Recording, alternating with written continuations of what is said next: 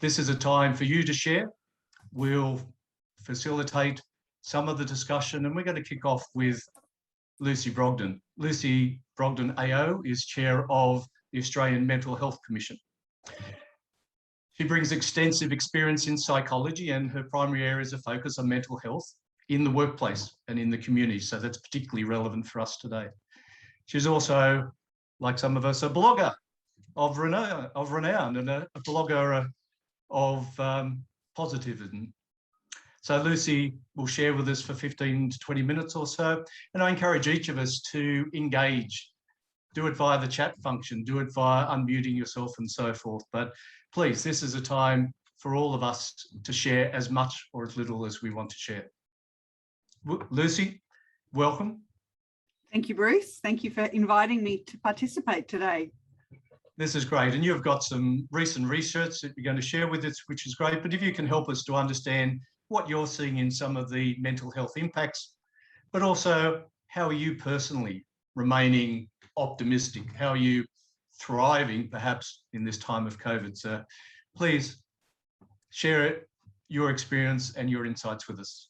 Thank you.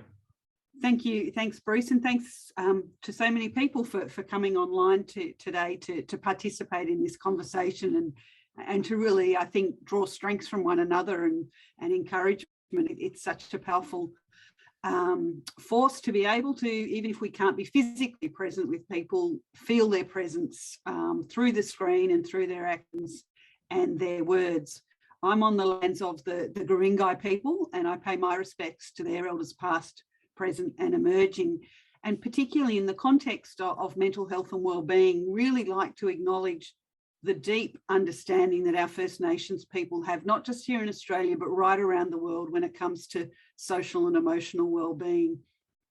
Over the last 7 years, particularly working in public policy and working with many First Nations people, I've really come to realise it's from them that we in mainstream have so much to learn about connections to country, to connection to community, connection to culture, and to an understanding of law. And I think, as I said, there's so much for us to learn rather than be always teaching and imparting and setting a standard in that regard. I also like to acknowledge those of us with a lived experience of mental ill health and those that love and care for people on that journey. And it's great that this is a safe place for all of us. Wherever we sit on that spectrum of wellness at any given time, it's important that we feel supported and in a safe place. And so it's wonderful that you can create that sense of safety for people right around the world today, which is really quite novel in that regard. Victor did send me a couple of outline points to kind of speak to when setting a bit of the scene for the conversation today. And I thought I'd start with probably some of the negative, but hopefully lift us up with the opportunities that come from that. For our international friends and colleagues, I chair the Australian National Mental Health Commission, and we look at the mental health policy processes right across the country. In a federated country like Australia, that's complex and messy. We work with 9 governments at any given time, and it's not a system you'd probably design for today, but it's what we work with, and we're starting to get some good outcomes. Traditionally, we say that our work focuses on the 1 in 5 Australians that live with mental illness, and that 1 in 5 is pretty consistent across most of developing nations if we use the public policy vernacular. But in the last 18 months or so, it's really been the 5 in 5 Australians that tell us that at some point they're finding life a bit tough and that they're not okay. They're not travelling as well as they once were. And again, not unique in that regard. And so it's really lifting. And I'll come back to this 5 in 5 because I think it's actually at the heart of some of the elements around optimism that we might come to, and linking it to some elements around forgiveness. In the Australian data, we're seeing that about 20% of people are reporting that they're feeling high to very high levels of distress. That's generally in our younger people reporting the higher levels of distress. And interestingly, in our 65 plus cohort of Australians, it's only about 10% reporting the significant levels of distress. So With age comes perhaps insight, perspective. I'm not sure, but this is really something that's our younger people are struggling to deal with. We're also seeing that it's women finding it a bit tougher than men at the moment, generally speaking. And I think there's a lot of data talking about the extra load that many women are carrying, being the teachers, the homemakers, and trying to balance work. And so that's a bit of a struggle.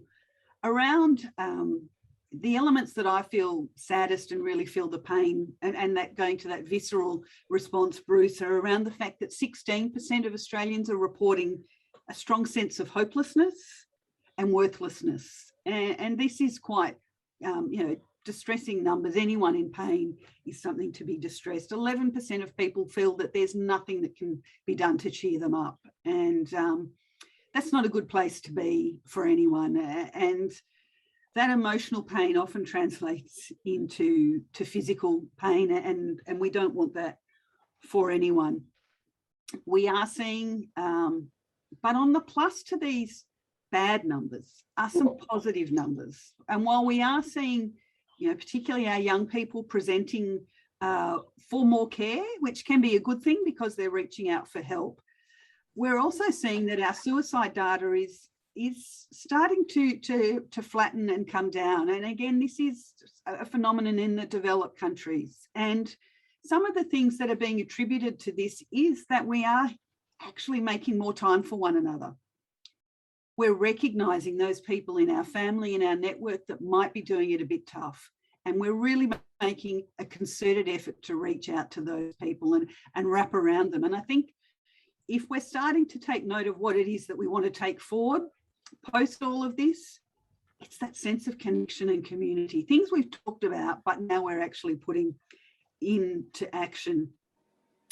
Victor asked me to talk a little bit personally about how it is that I kind of keep a smile on my face, keep it all together. And I think while, Bruce, there's a lot to not like about COVID, one of the things that my husband and I are particularly savouring is that we've got 3 teens, and every day we can have a meal with our family is a time of gold that we are savouring, because I'm sure the minute that door opens, they'll be gone.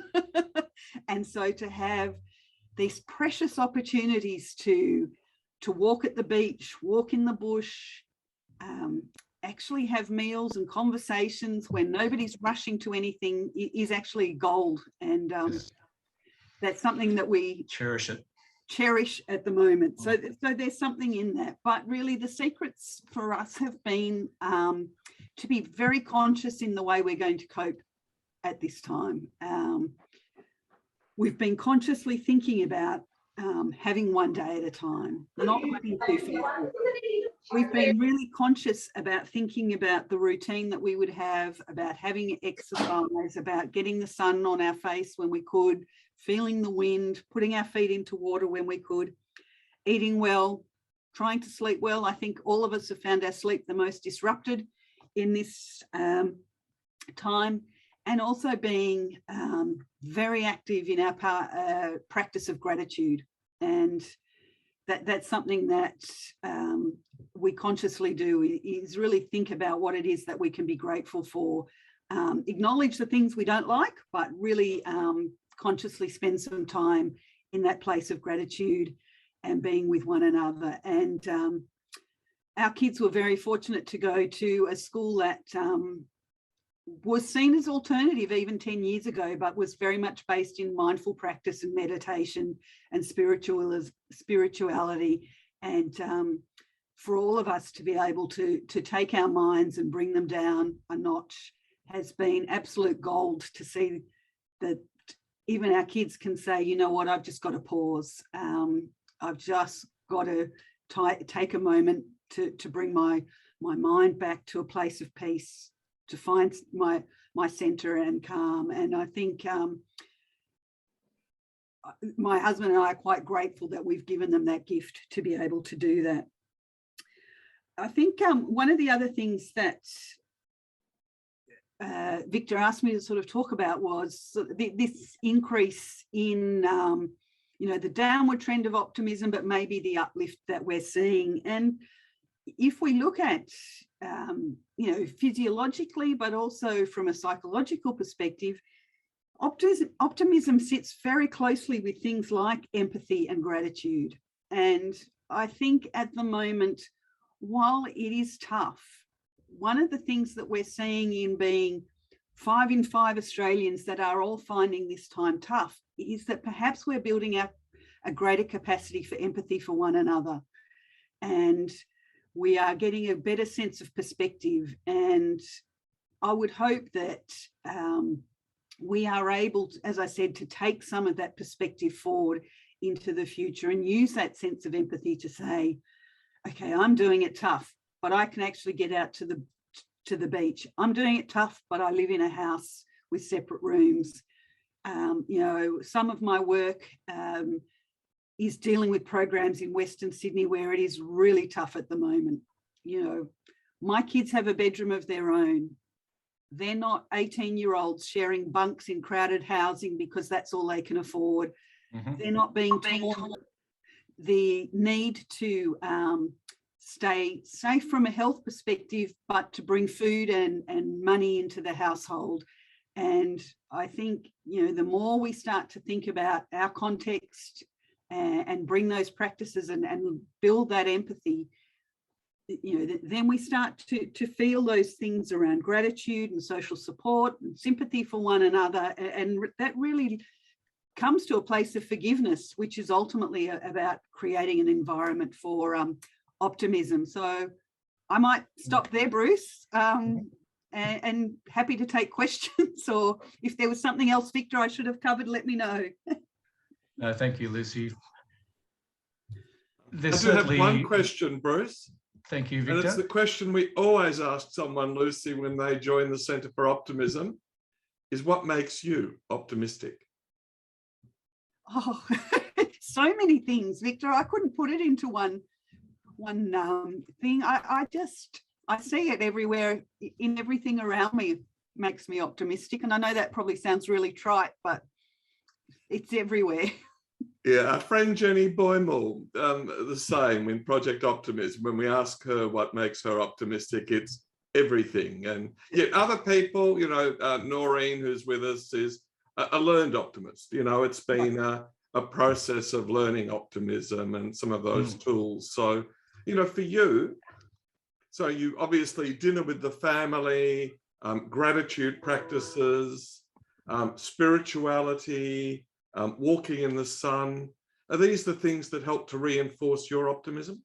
Look, absolutely. But I do think actually listening to that concept that you talked of learned optimism, and maybe not everybody knows the backstory to the Brogden family, but one of the things that we quote, my husband lives with depression and suicidal ideation, and when he's well, he's outstanding. When he's bad, he's very unwell. And we've been to some pretty dark places. And we come from a political background, and one of the quotes that John uses, my husband, that I share with him is actually a Richard Nixon quote. Now, Richard Nixon doesn't always get great press and probably not often quoted, but Nixon said that it's actually not till you've been in the darkest valley can you truly appreciate how magnificent it is to be on the highest mountain. And so I think for me, there's a silver lining sometimes in going through the bad stuff.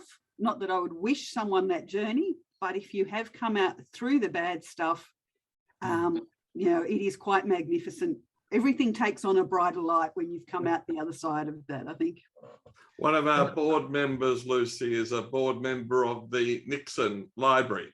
Well, there you go. And so we do get those quotes. And George W. Bush, a couple of days ago with his wife, put out a press release saying that, things look very bleak in Afghanistan, but he is optimistic that the women and girls of Afghanistan will prevail. And I thought that was one of the smartest statements I've seen coming out of Afghanistan. So those American presidents, do learn how to do good quotable quotes.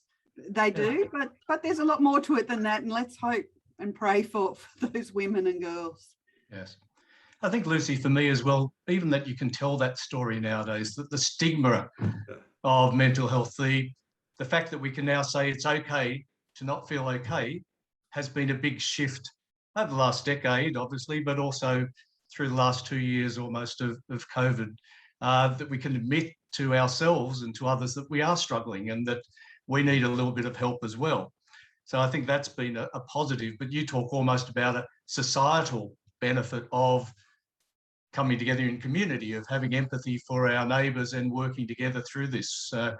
We hope that we will retain that. What do you think might stop us taking forward some of these lessons and reverting back to normal behaviours of kind of selfishness and individualism?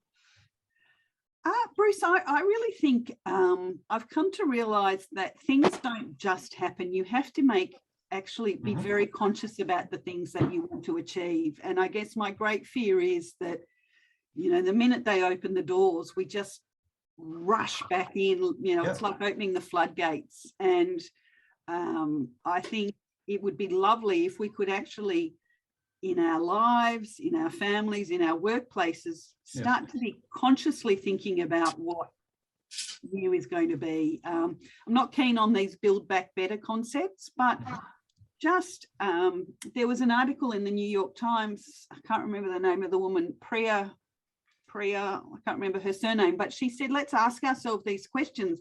What gave us joy and energy in this strange time? And what have we missed? And what do we want to leave behind? And that takes conscious thinking, and I think we're all capable of that, but we need to actually make that time to do that.